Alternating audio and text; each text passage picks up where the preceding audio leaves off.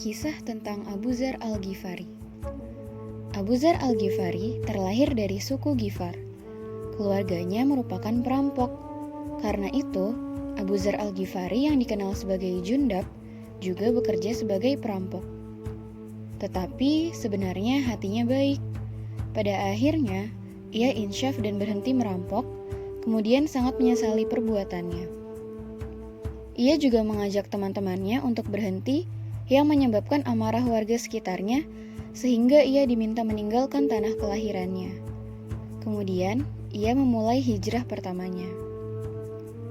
Ketika mendengar Nabi Muhammad yang diangkat menjadi nabi, ia meminta saudaranya untuk mendengarkan apa yang diajarkan Nabi.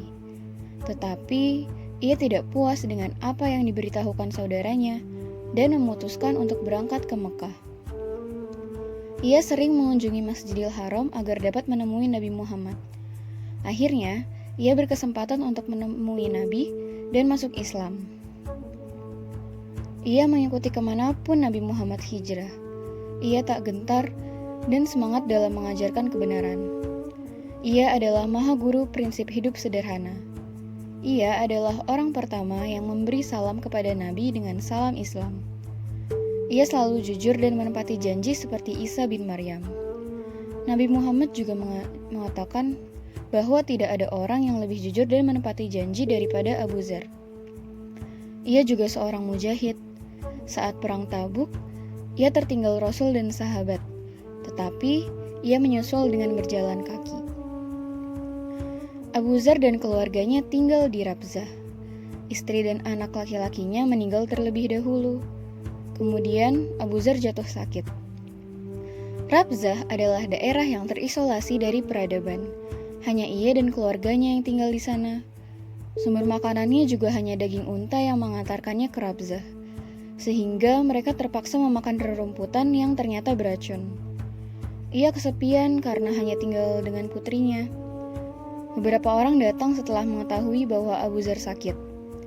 Utsman bin Affan juga mengetahui hal itu dan mengirimkan utusannya. Ia menawarkan Abu Dzar apapun yang diinginkan, tetapi Abu Dzar menolaknya. Suatu hari, ia dan anaknya tidak menemukan makanan sama sekali. Kemudian, ia meminta anaknya untuk mengantarkannya menuju suatu arah yang ditunjuknya. Kemudian, ia berbaring di pasir.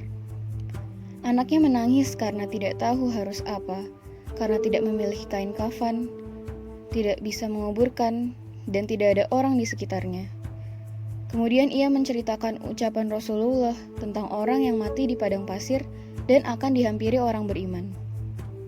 Kemudian ia meminta putrinya untuk membawanya ke pinggir jalan sampai orang beriman tersebut datang dan mengatakan bahwa itu adalah Abu Dzar, sahabat Rasulullah.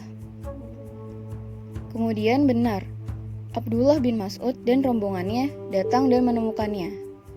Setelah itu, putrinya pun mengatakan bahwa itu adalah Abu Dzar, sahabat Rasulullah.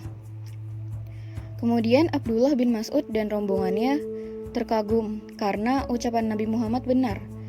Kemudian mereka menguburkannya. Jadi begitulah kisah Abu Dzar Al-Ghifari yang sepatutnya kita teladani karena kesederhanaannya. Wassalamualaikum warahmatullahi wabarakatuh.